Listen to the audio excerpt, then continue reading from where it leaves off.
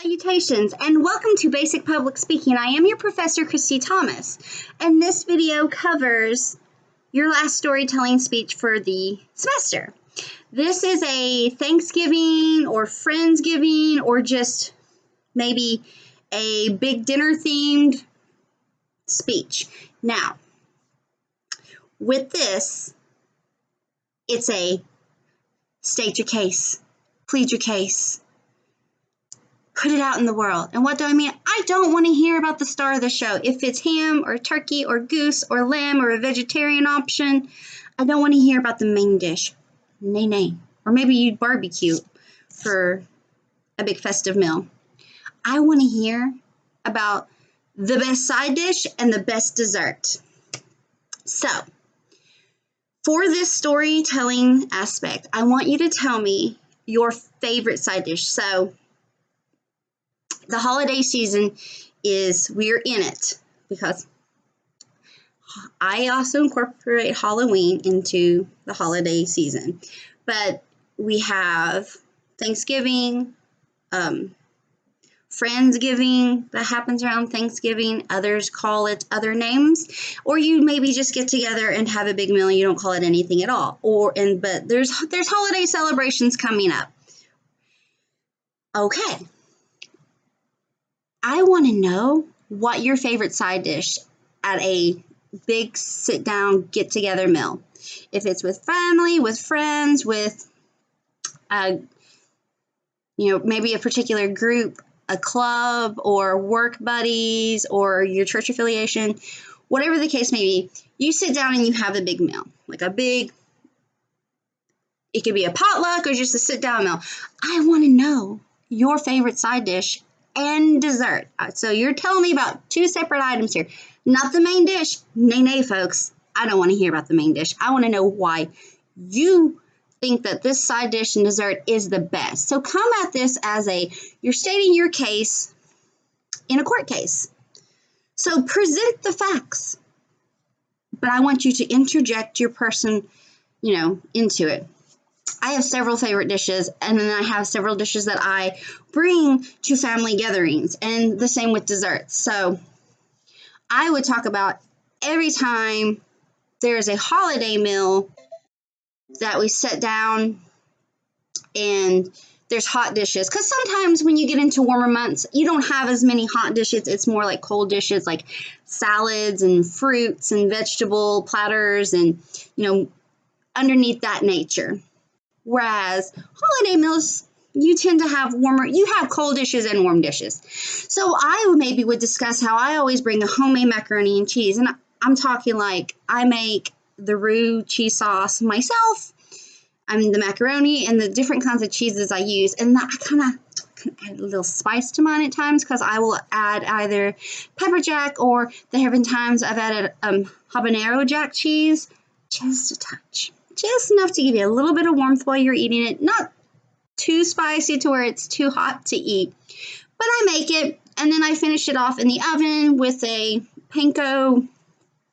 buttered panko topping, so you get that nice crunch with the ooey gooiness. Pretty good. It is not vegan friendly, but it is vegetarian friendly.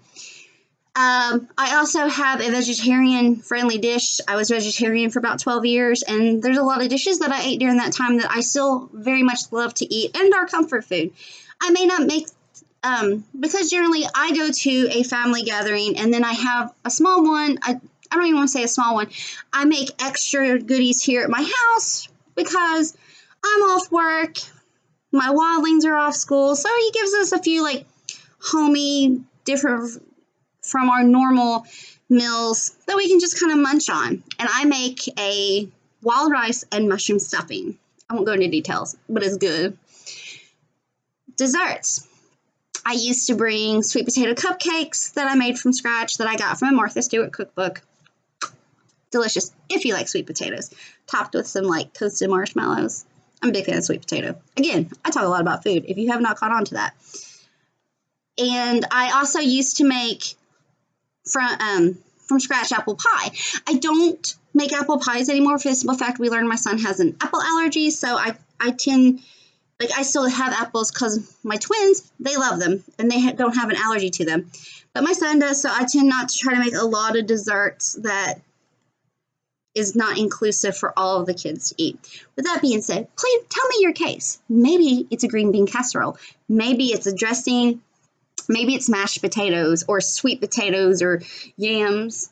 I interchange the two. But for this speech, I want to know, when you're sitting down to a big meal with a group of people that are close to your heart, and you're wanting to spend time and celebrate, and we all like to celebrate around food. Well, traditionally there's usually food involved at celebrations, whether it be holidays, graduations, parties, whatever the case may be. There's food.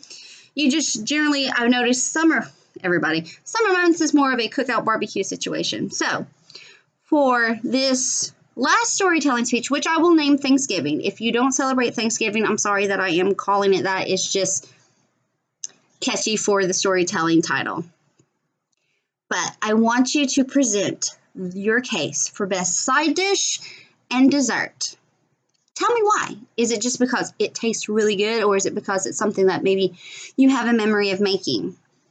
I make a lot of candy around winter holiday time, and it's something that I do because my grandmother used to, and I remember making fudge and peanut butter balls and little goodies like that, because she would make copious amounts, wrap them up, and give them to her neighbors and her friends as Christmas gifts. And I still do that. I just add, each year I try new desserts and kind of mix it up, like with rock candy or cream mints and stuff like that. And I'll make these big batches of candy, and I'll box them all up really pretty and put them with a Christmas card, and I'll give them to neighbors and friends of ours. It's one of those things, tradition.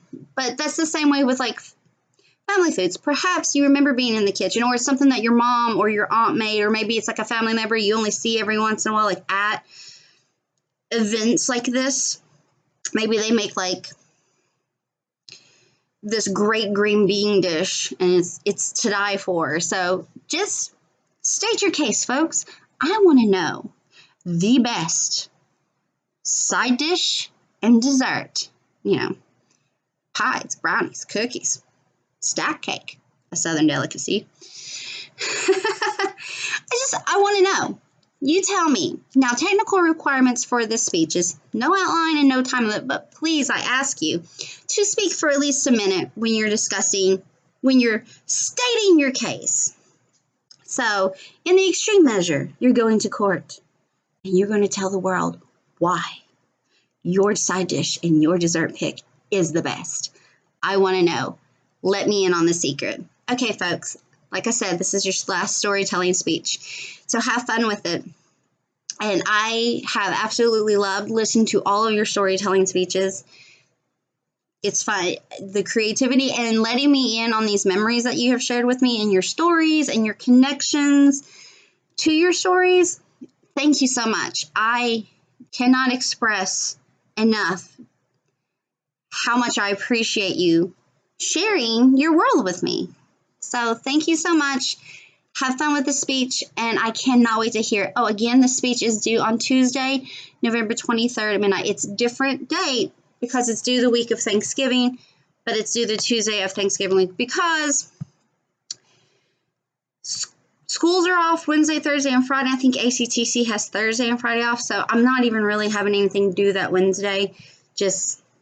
And I'm using those, you can use those days as a work day. So this speech is due on Tuesday, November 23rd by midnight. And again, I'll post it on Blackboard, the due date, when I do the weekly announcement email at the beginning of the week next week. And I'll do another reminder that week up. So have fun, folks. And I cannot wait to hear about all your delicious side dishes and desserts. Thanks. Bye.